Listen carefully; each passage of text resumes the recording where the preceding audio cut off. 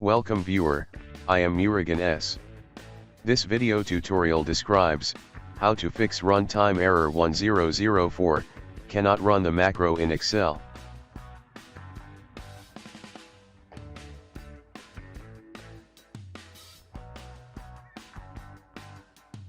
Click File, Options.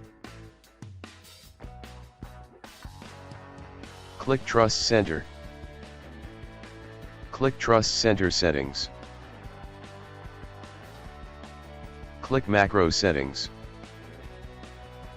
Check Trust Access to the VBA Project Object Model.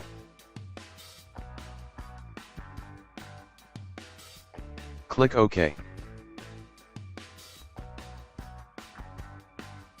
I hope this video tutorial helps to you.